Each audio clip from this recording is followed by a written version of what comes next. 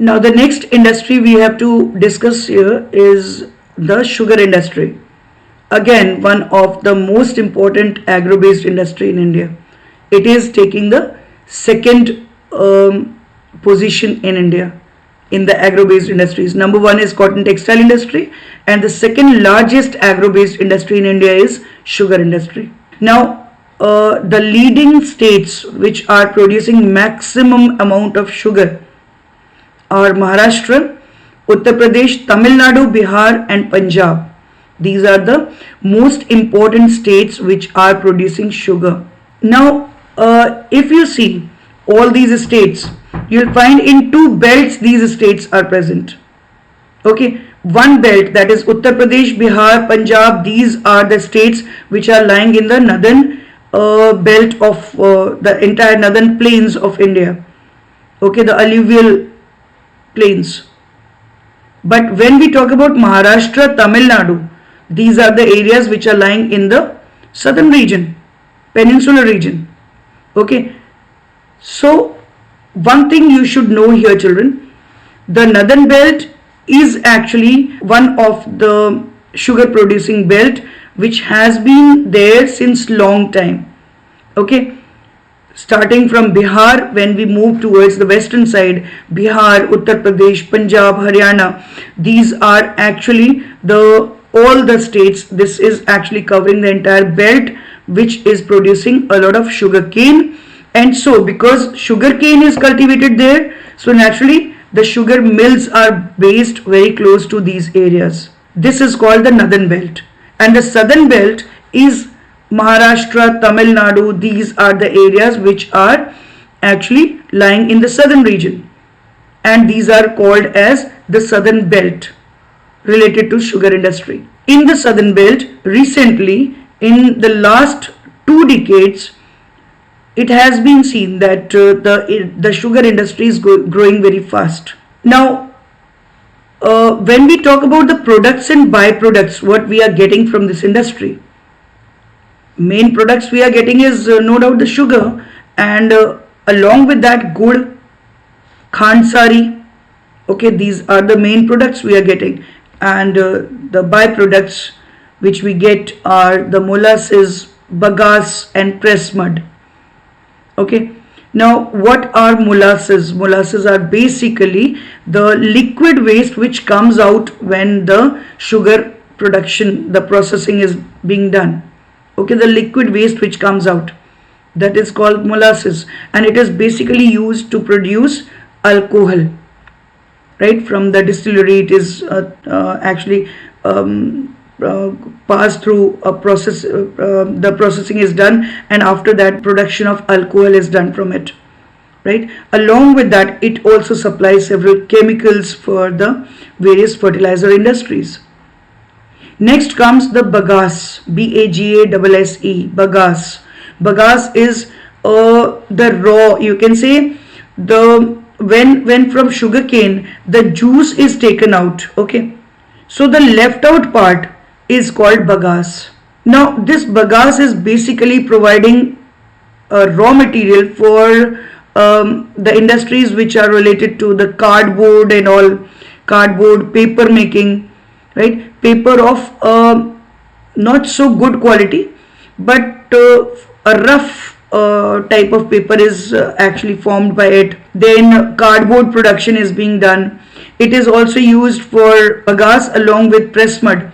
Both are used for the shoe polish industry, also for making the various types of ink, printing, for the printing purpose. The ink is required, and that ink is made with the help of this. And besides these, bagasse is also used by the local people for as a fuel. Right, so that is its use. Press mud is also used as a manure in the fields. Right, the agricultural fields. So these are the basic uses of molasses, bagasse, and press mud, the waste which we are getting from the sugar industry, the byproducts, you can say. Right, then the problems of sugar industry, especially, it needs to be discussed. If we sort out these problems, no doubt this industry will grow, you can say it will grow much faster, right? And it will reach to a next level where we are actually expecting it to reach, right? But it is at present not up to the mark. The reason being, a few things are there, a few problems are there which this industry is facing, such as you can see here. Number one is the low quality sugarcane with a low sucrose content. Now sucrose, or you can say sucrose content, is basically less in the sugarcane at what time? Whenever sugarcane production is being done, it needs, after harvesting, it needs to be there to the sugar mills for taking out the juice, right? For that purpose, it should reach within 24 hours. Juice should be actually extracted from it within 24 hours. Then the sucrose level is going to be still to a particular limit.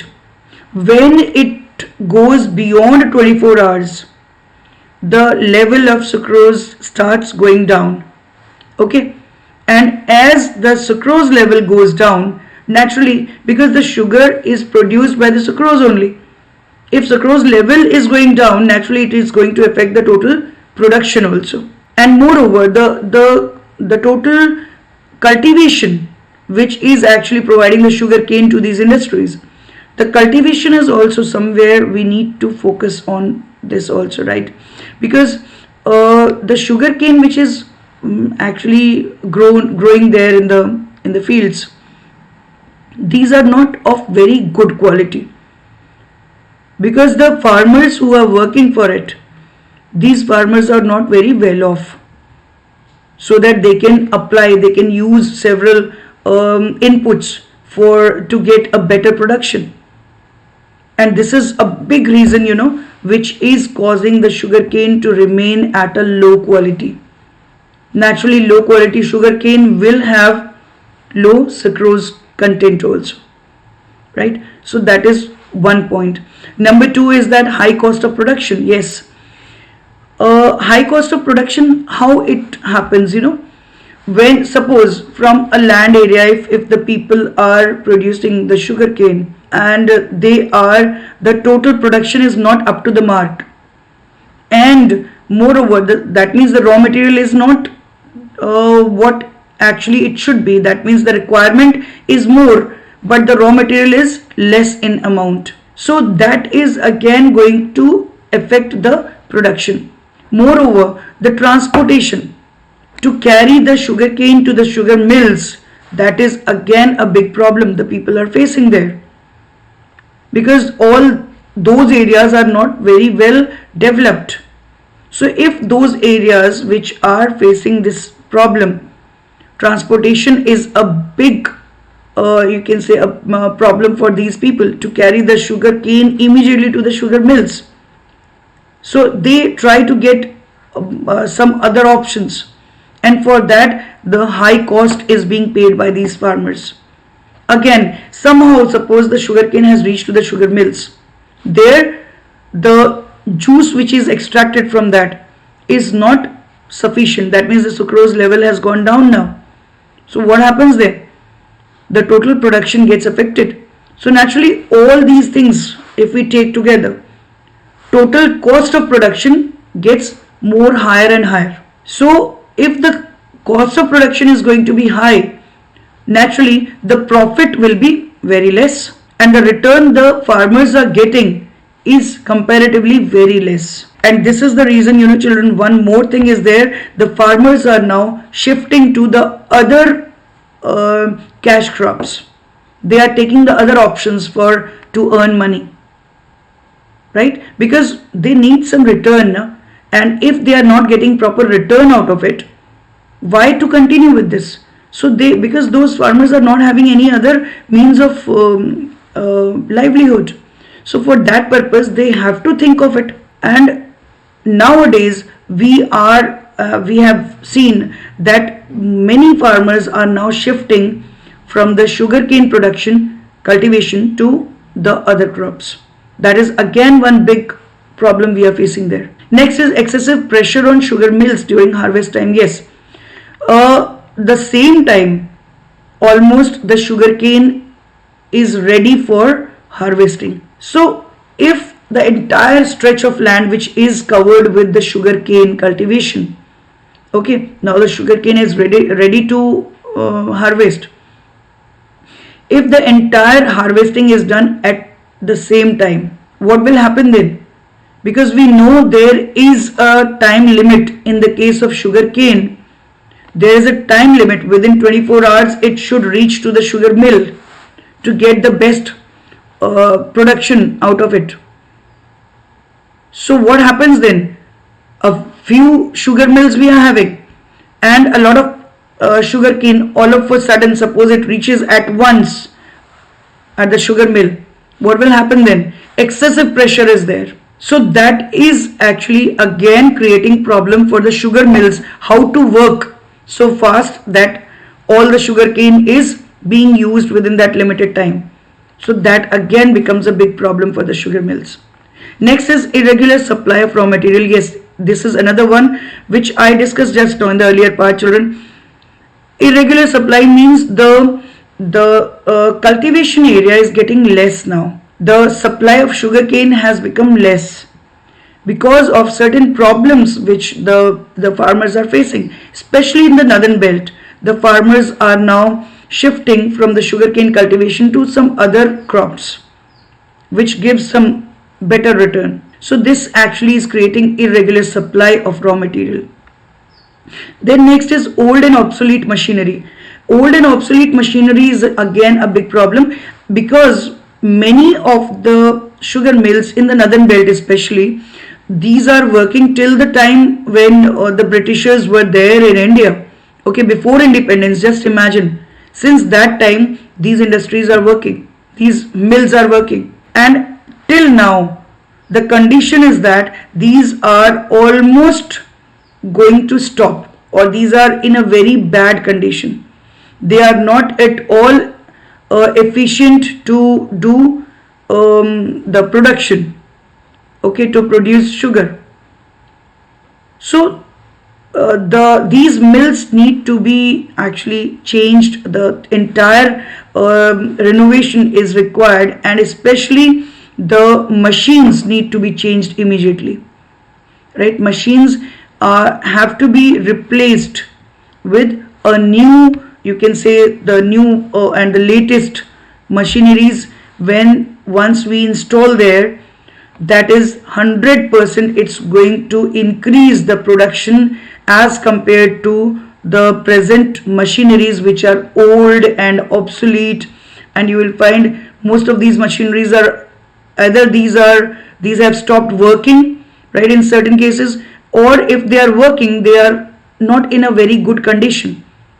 If any machine is very old, it actually needs more fuel also, it consumes more fuel. If it is working on electricity, it will consume more electricity, and the other side production will not be much. Okay, every time it will stop.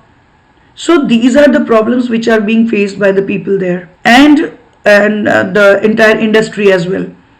And the byproducts also, children, this is again one important thing. The byproducts which we get out of this industry need to be used properly. It should be fully utilized, right, which is not being done.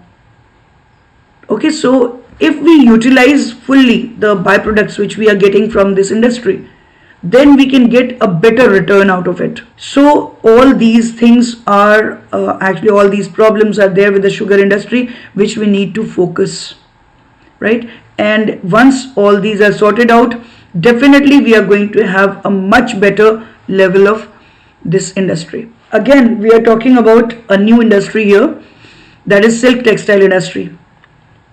Again, this is another important industry in India, agro-based industry in India, right?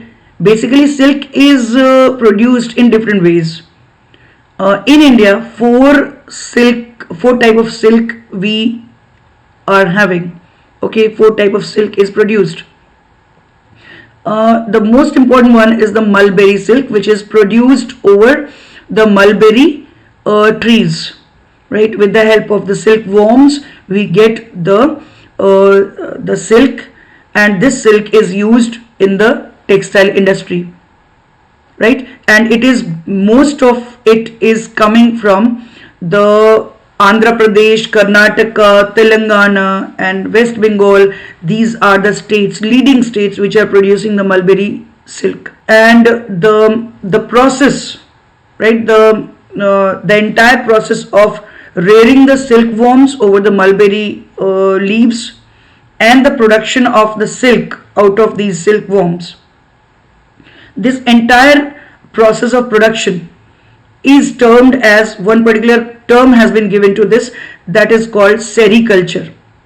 Okay, sericulture, that is related to this process of production of silk by the silkworms. And one more thing, children, India has been one of the leading producers of silk also in the world. And besides this, another important thing is that there is one more type of silk we produce in India, especially Assam is known for that. Okay, only Assam, one state is there which is producing a typical type of one certain, you can say, very different type of silk, which is called Muga silk. Okay, it is having golden, yellowish golden color. Okay, and regarding this silk, I must tell you one thing: India is the only producer. India is the only producer of Muga silk in the world. So we have got the monopoly, okay, regarding this golden colored Muga silk. So this is the second type of silk we are getting in India. And the third type is Eri. Eri is, again, it is produced mainly in Assam. And another one is Tassar, T-A-S-A-R. Tassar is another silk, one more type of silk which we get in India, and it is basically produced in Bihar and Jharkhand region. Okay, that region is producing the Tassar silk, along with Assam also. Assam is again a producer of Tassar silk. So these are the main producers of silk textile in India. Clear? Now basically, children, you all should know the problems which are being faced by this industry.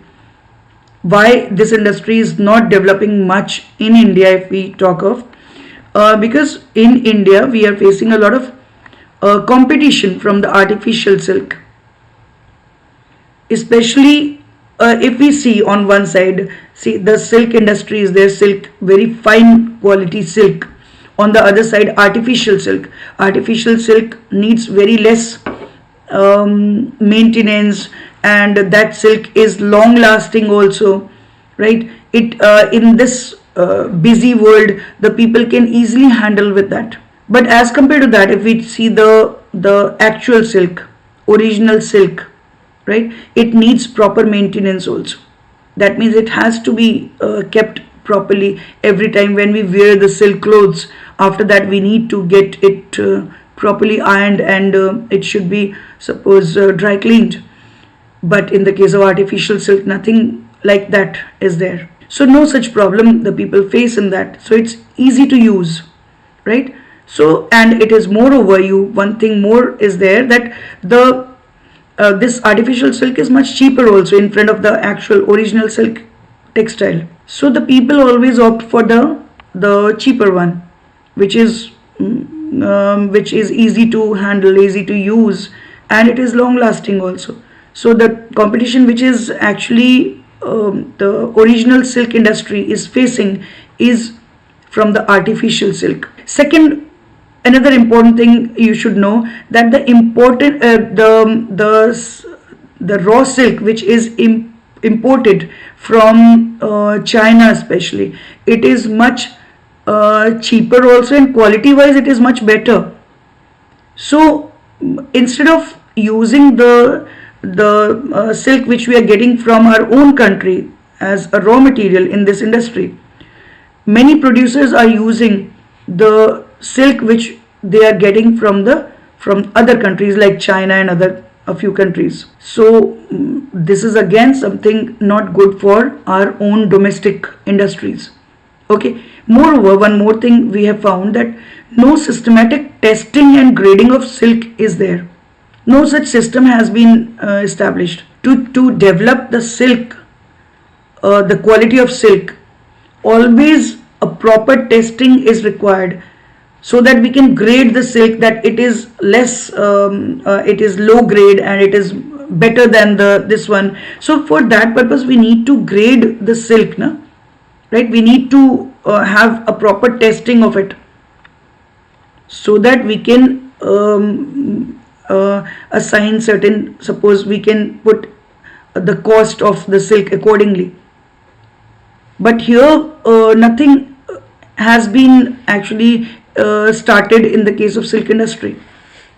So this is again something very important to be noticed. And one more thing is there, the lack of modern power looms. Most of the silk industries which are working on the hand looms, right? A major part of it is working on hand looms, and just a few units are working on power looms. So that is not sufficient at all. If we need to develop this industry more to a much better level in our country, we need to focus on these few things, and modern power looms are required a lot to get a better and faster production. So keeping all these things in mind, children, we must now think of sorting out all these problems related to the agro-based industries which are present in India.